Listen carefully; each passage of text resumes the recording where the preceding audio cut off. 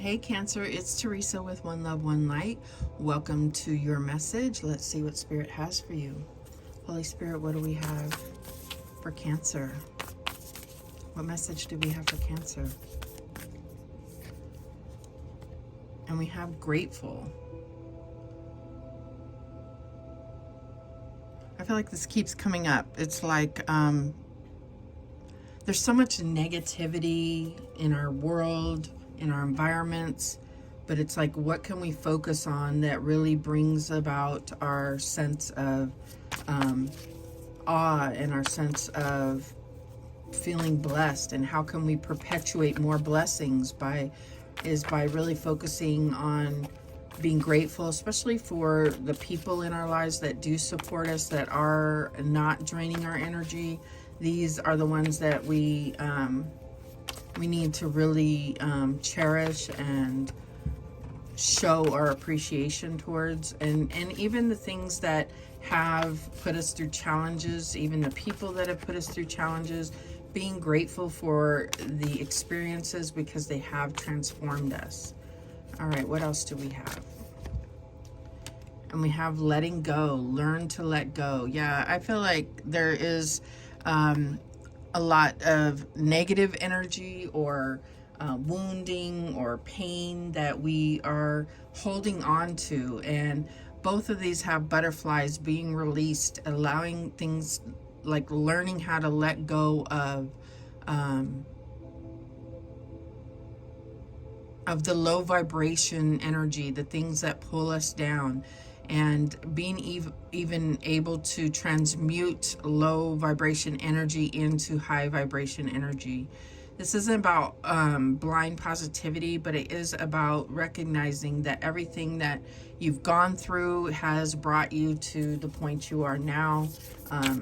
All of the failures, all of the victories, all the things, you know, it's like you can't have the light without the dark. It's just, it just is.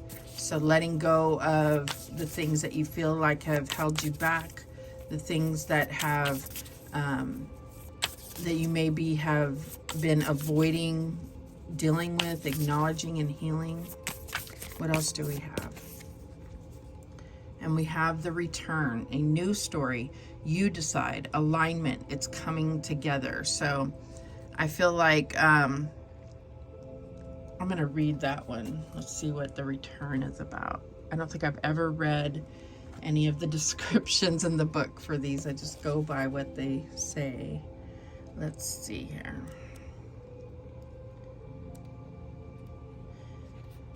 You've waited patiently for this moment. You've likely been working on the inner for some time, and now the outer is beginning to come into alignment.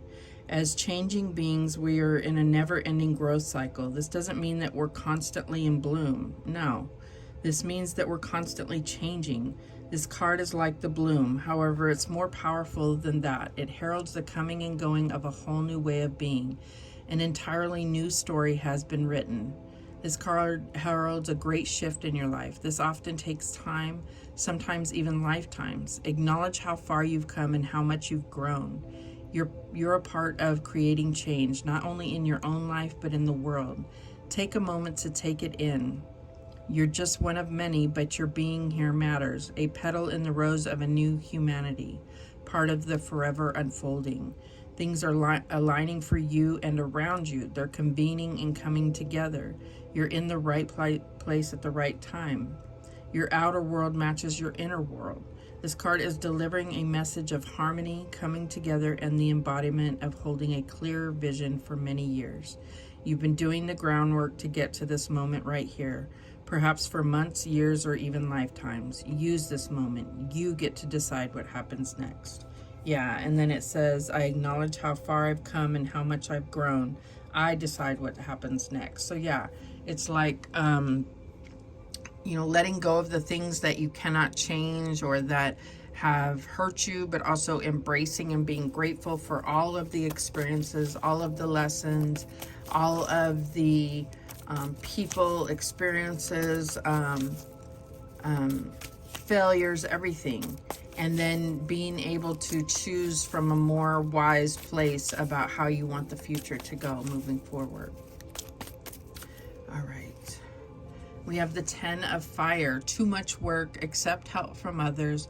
Life is out of balance, stress-related health concerns. So I do feel like this is this letting go. It's like a cycle that's going to end for you as far as these heavy burdens, needing to let it go.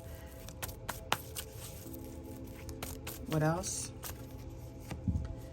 And we have the High Priestess, Archangel Haniel. Listen to your intuition, have patience. Consider carefully what you want before acting. So I do feel like there's something really, it's like almost being in observation, being very cognizant of the various things that have happened in your life and what was the purpose, because there is a purpose to everything. Even to the trauma, there's purpose. And so it's like, how can you find that purpose, or how can you acknowledge how you've come out somehow better, and letting go of the things that you feel like it took away from you, things that you're still trying to hold on to or get back. And we have the 10 of Earth. So a very happy family life, financial security, finding magic in the little things in life. And I feel like this is your challenge here, is really the happy home life and financial security. I feel like this is where you're going to let go of the cycles that you've been going through and start focusing on where you are blessed and where you are aligning, bringing your vibration up in order to align with a more prosperous and abundant future. And also just being grateful for how beautiful and amazing life really is. What else do we have? And we have the Moon, Archangel Haniel again. So important psychic insights, events behind the scenes, release fears that hold you back. Let go of the fears. It can be scary to like kind of embody the power that you actually have, or acknowledge and accept how powerful you really are. So our fears sometimes override that, because knowing that if you are responsible for your own reality, that your decisions matter, that if anything goes wrong, it could be something you're afraid of, that failure. And so just know that you've been through many failures in the past, and it's only made you stronger by understanding what doesn't work, what how you can approach the next step on your path with more wisdom. All right, what else?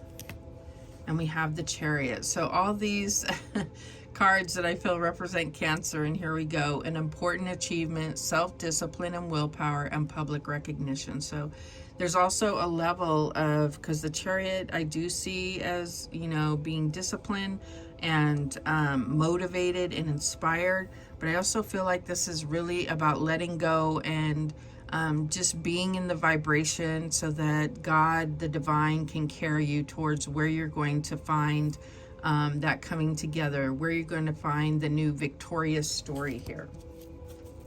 The bottom of the deck is the release, letting go. And this is the Death card. Archangel Azrael, the end of a phase or situation, spiritual transformation, and time to move on. I mean, this reading is so clear cut about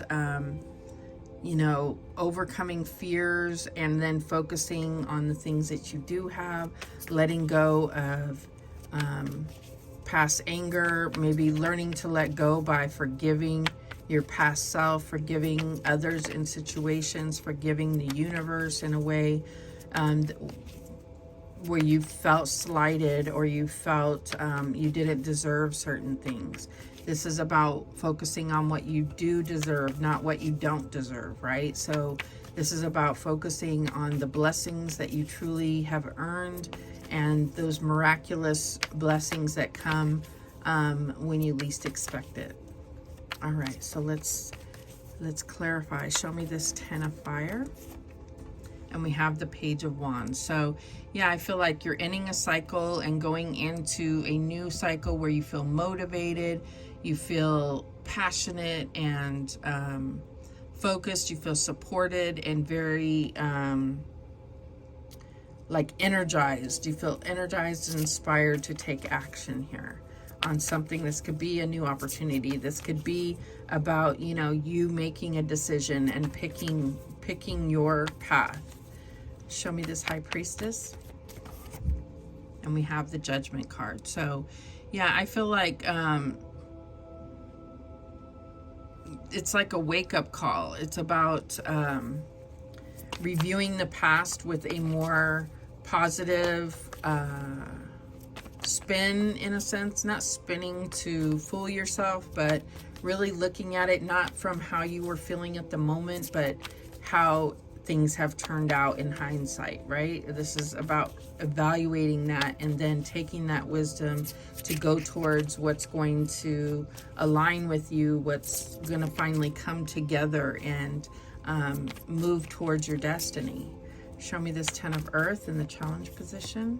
And we have the Devil. Yeah, so I do feel like there's this fear has kept things from being in harmony. This fear is this lack mentality that you don't deserve certain things, that you are bound to a